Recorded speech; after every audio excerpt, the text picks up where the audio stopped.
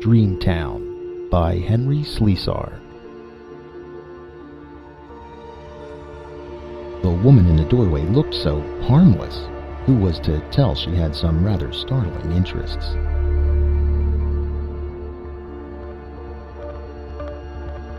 The woman in the doorway looked like Mom in the homier political cartoons. She was plump, apple-cheeked, white-haired.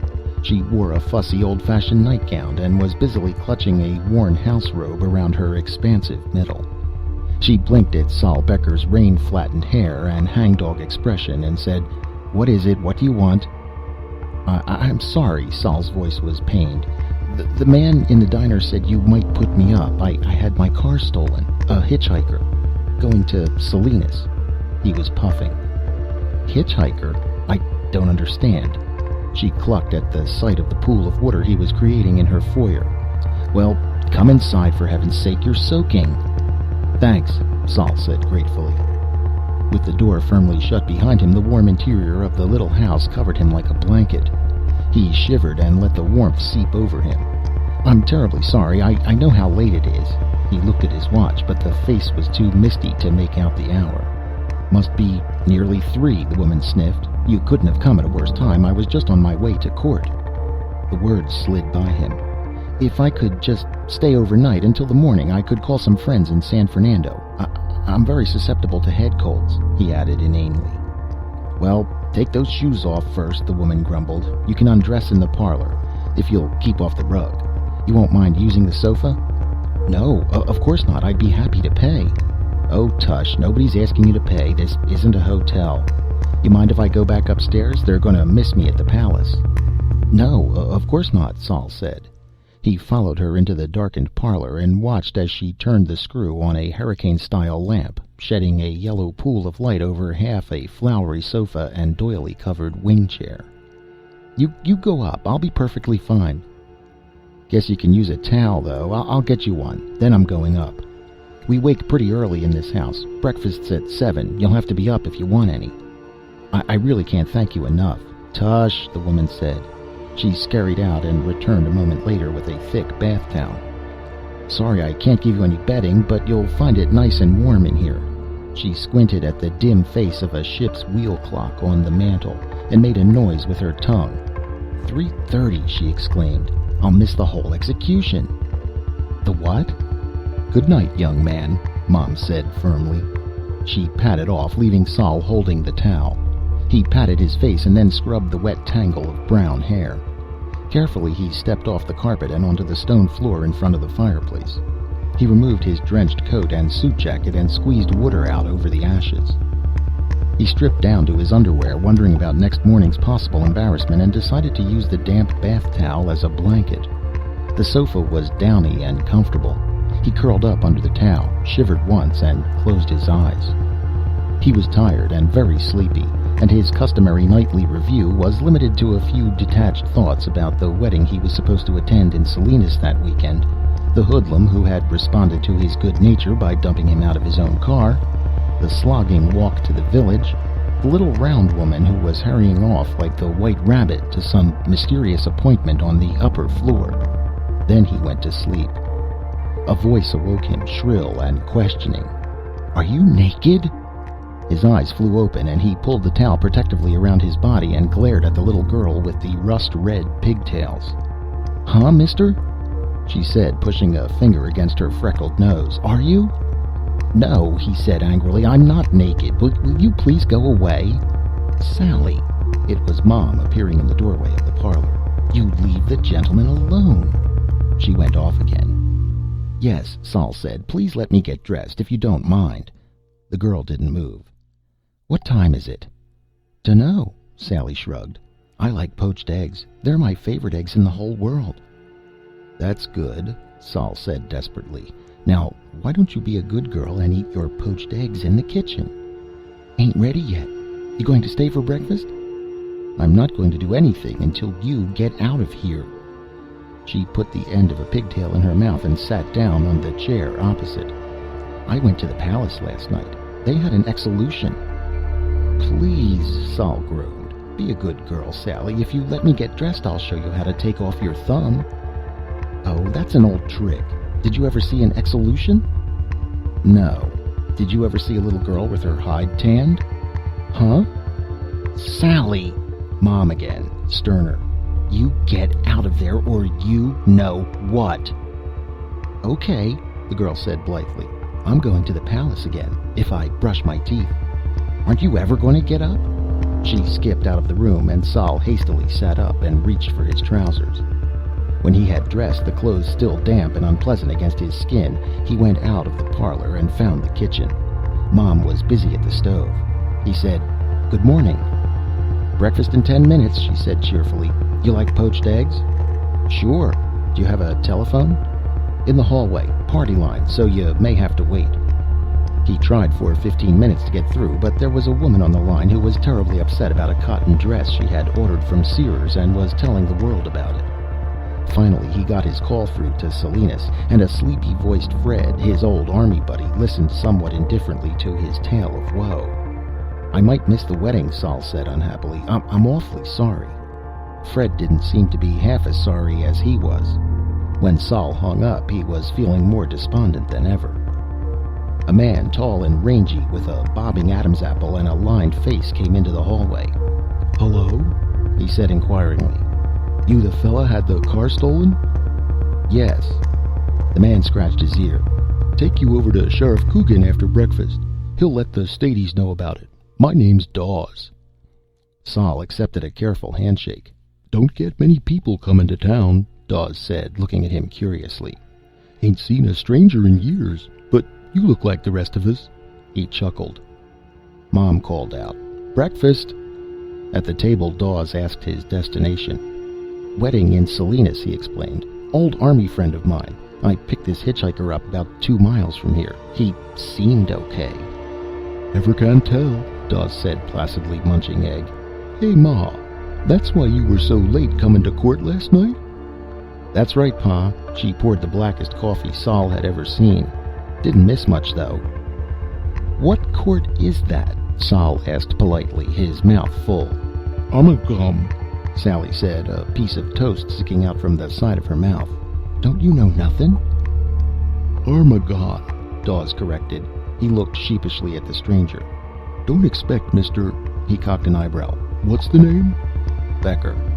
"Don't expect Mr. Becker knows anything about Armagon. It's just a dream, you know." He smiled apologetically. "Dream? You mean this Armagon is a place you dream about?" "Yup," Dawes said. He lifted cup to lip. "Great coffee, Ma." He leaned back with a contented sigh. "Dream about it every night. Got so used to the place I get all confused in the daytime." Mom said, "I get muddle-headed too sometimes." "You mean," Sol put his napkin in his lap, You mean you dream about the same place?" "Sure," Sally piped. "We all go there at night. I'm going to the palace again, too." "If you brush your teeth," Mom said primly. "If I brush my teeth? Boy, you should have seen the execution." "Execution," her father said. "Oh my goodness," Mom got up hastily. "That reminds me. I gotta call poor Mrs. Brundage. It's the least I could do." "Good idea," Dawes said. "And I'll have to round up some folks and get old Brundage out of there." Sol was staring. He opened his mouth but couldn't think of the right question to ask. Then he blurted out, "What execution?" "None of your business," the man said coldly. "You eat up, young man, if you want me to get Sheriff Coogan looking for your car." The rest of the meal went silently, except for Sally's insistence upon singing her school song between mouthfuls. When Dawes was through, he pushed back his plate and ordered Sol to get ready. Sol grabbed his topcoat and followed the man out the door. "Have to stop someplace first," Dawes said. "But we'll be picking up the sheriff on the way. Okay with you?" "Fine," Sol said uneasily. The rain had stopped, but the heavy clouds seemed reluctant to leave the skies over the small town. There was a skittish breeze blowing, and Sol Becker tightened the collar of his coat around his neck as he tried to keep up with the fast-stepping Dawes. They crossed the street diagonally and entered a 2-story wooden building. Dawes took the stairs at a brisk pace and pushed open the door on the 2nd floor. A fat man looked up from behind the desk. "Hi, Charlie. Thought I'd like to see if you wanted to help move Brundage." The man batted his eyes. "Oh, Brundage," he said. "You know, I clean forgot about him." He laughed. Imagine me forgetting that. Yeah, Dawes wasn't amused. And you, Prince Regent. Ah, Willie. Well, come on, stir that fat carcass. Gotta pick up Sheriff Coogan, too. This here gentleman has to see him about something else. The man regarded Saul suspiciously. Never seen you before, night or day. Stranger? Come on, Dawes said. The fat man grunted and hoisted himself out of the swivel chair. He followed lamely behind the two men as they went out into the street again. A woman with an empty market basket nodded casually to them. Morning, folks. Enjoyed it last night. Thought you made a right nice speech, Mr. Dawes. Thanks, Dawes answered gruffly, but obviously flattered. We were just going over to Brundage's to pick up the body. Ma's gonna pay a call on Mrs. Brundage around 10 o'clock. You care to visit? Why, I think that's very nice, the woman said. I'll be sure to do that. She smiled at the fat man. Morning, Prince. Saul's head was spinning. As they left the woman and continued their determined march down the quiet street, he tried to find answers. Look, Mr. Dawes, he was panting. The pace was fast. Does she dream about this Armagon too, that woman back there? Yup. Charlie chuckled. He's a stranger, all right. And you, Mr. Saul turned to the fat man. You also know about this palace and everything? I told you, Dawes said testily. Charlie here's Prince Regent. But don't let the fancy title fool you. He's got no more power than any knight of the realm. He's just too darn fat to do much more than sit on a throne and eat grapes. That right, Charlie? The fat man giggled. Here's the sheriff, Dawes said. The sheriff, a sleepy-eyed citizen with a long, sad face, was rocking on a porch as they approached his house, trying to puff a half-lit pipe. He lifted one hand wearily when he saw them. Hi, Cookie, Dawes grinned. Thought you and me and Charlie would get Brundage's body out of the house. This here's Mr. Becker. He's got another problem. Mr. Becker, meet Cookie Coogan. The sheriff joined the procession, pausing only once to inquire into Saul's predicament. He described the hitchhiker incident, but Coogan listened stoically. He murmured something about the troopers and shuffled alongside the puffing fat man. Saul soon realized that their destination was a barber shop. Dawes cupped his hands over the plate glass and peered inside. Gold letters on the glass advertised haircut, shave, and massage parlor. He reported, Nobody in the shop. Must be upstairs. The fat man rang the bell. It was a while before an answer came. It was a reedy woman in a housecoat, her hair in curlers, her eyes red and swollen. Now, Dawes said gently. Don't you take on like that, Mrs. Brundage. You heard the charges. It had to be this way. My poor Vincent, she sobbed. Better let us up, the sheriff said kindly. No use just letting him lay there, Mrs. Brundage. He didn't mean no harm, the woman snuffled. He was just purely ornery, Vincent was. Just plain, mean, stubborn. The law's the law, the fat man sighed. Saul couldn't hold himself in. What law? Who's dead? How did it happen? Dawes looked at him disgustedly. Now, is it any of your business? I mean, is it? I don't know, Saul said miserably. You better stay out of this, the sheriff warned. This is a local matter, young man. You better stay in the shop while we go up. They filed past him and the crying Mrs. Brundage. When they were out of sight, Saul pleaded with her. What happened? How did your husband die? Please. You must tell me. Was it something to do with Armagon? Do you dream about the place too? She was shocked at the question. Of course. And your husband? Did he have the same dream? Fresh tears resulted. Can't you leave me alone? She turned her back. I got things to do. You could make yourself comfortable. She indicated the barber chairs and left through the back door. Saul looked after her and then ambled over to the first chair and slipped into the high seat. His reflection in the mirror, strangely gray in the dim light, made him groan. His clothes were a mess and he needed a shave. If only Brundage had been alive. He leaped out of a chair as voices sounded behind the door. Dawes was kicking it open with his foot, his arms laden with two rather large feet, still encased in bedroom slippers. Charlie was at the other end of the burden, which appeared to be a middle-aged man in pajamas. The sheriff followed the trio up with a sad undertaker expression. Behind him came Mrs. Brundage, properly weeping. We'll take him to the funeral parlor, Dawes said, breathing hard. Weighs a ton, don't he?" "What killed him?" Sol said. "Heart attack." The fat man chuckled. The tableau was grisly. Sol looked away towards the comfortingly mundane atmosphere of the barber shop. But even the sight of the thick padded chairs, the shaving mugs on the wall, the neat rows of cutting instruments, seemed grotesque and morbid. "Listen," Sol said as they went through the doorway. "About my car." The sheriff turned and regarded him lugubriously. "Your car? Young man, ain't you got no respect?" Sol swallowed hard and fell silent. He went outside with them, the woman slamming the barbershop door behind him. He waited in front of the building while the men toted away the corpse to some new destination. He took a walk. The town was just coming to life. People were strolling out of their houses, commenting on the weather, chuckling amiably about local affairs. Kids on bicycles were beginning to appear, jangling the little bells and hooting to each other. A woman hanging wash in the backyard called out to him, thinking he was somebody else. He found a little park, no more than 20 yards in circumference, centered around a weather-beaten monument of some unrecognizable military figure. 3 old men took their places on the bench that circled the general and leaned on their canes. Sol was a civil engineer, but he made like a reporter. "Pardon me, sir." The old man, leathery-faced with a fine yellow mustache, looked at him dumbly. "Have you ever heard of Armagon?" "You a stranger?" "Yes." "Thought so." Sol repeated the question. "Course I did. Been going there ever since I was a kid. Night times, that is." "How? I mean, what kind of a place is it?" "Said you're a stranger?" "Yes." "Then 'tain't your business." That was that. He left the park and wandered into a thriving luncheonette. He tried questioning the man behind the counter, who merely snickered and said, "You stayin' with the Dawes, ain't you? Better ask Willie then. He knows the place better than anybody." He asked about the execution, and the man stiffened. "Don't think I can talk about that. Fella broke one of the laws, that's about it. Don't see where you come into it." At 11 o'clock, he returned to the Dawes residence and found Mom in the kitchen, surrounded by the warm, nostalgic odor of home-baked bread. She told him that her husband had left a message for the stranger, informing him that the state police would be around to get his story.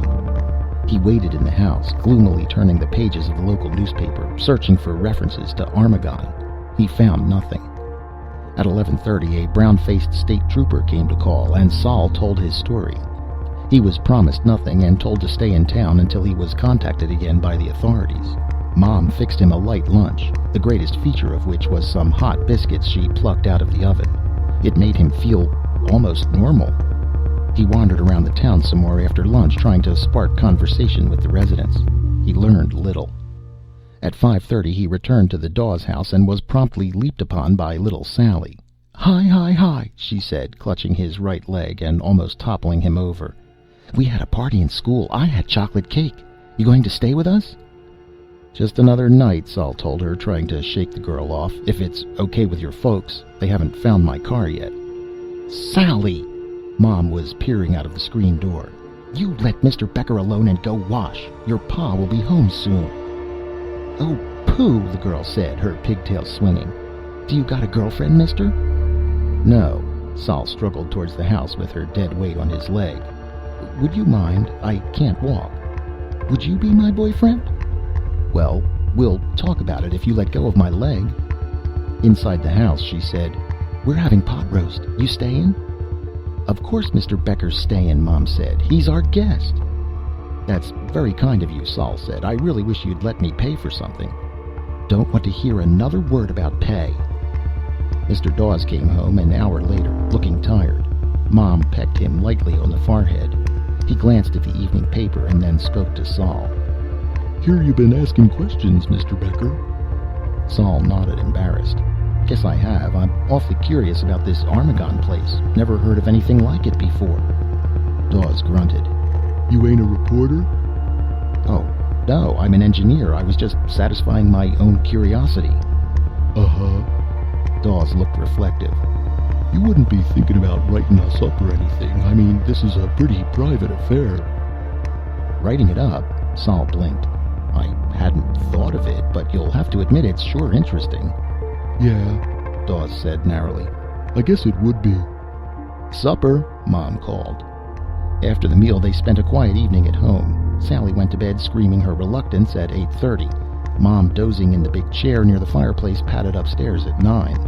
Then Dawes yawned widely and stood up and said goodnight at 9:45. He paused in the doorway before leaving. "I'd think about that," he said. "Writing it up, I mean. A lot of folks would think you were just plumb crazy."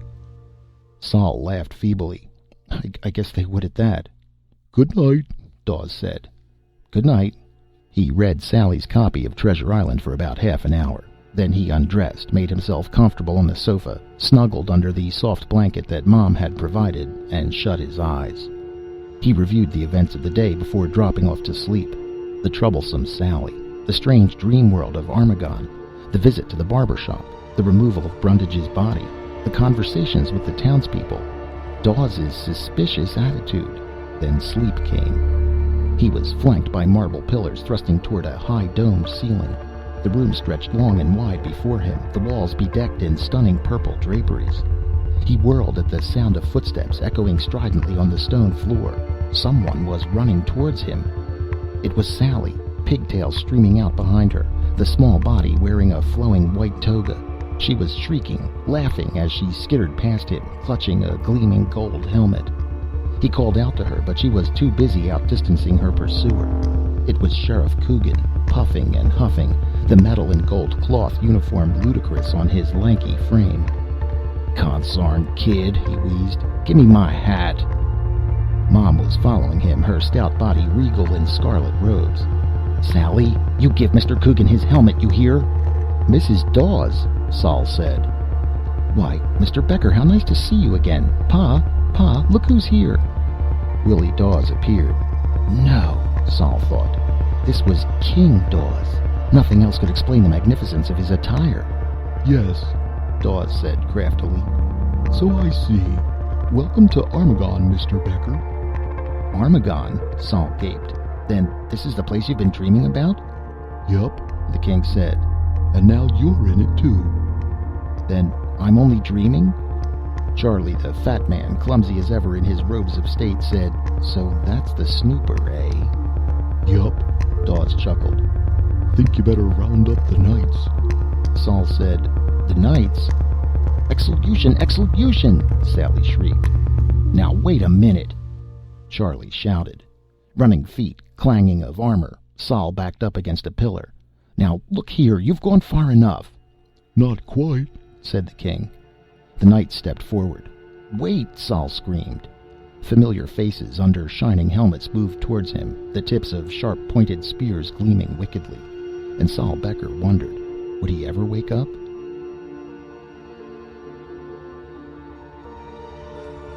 End of Dreamtown by Henry Slesar.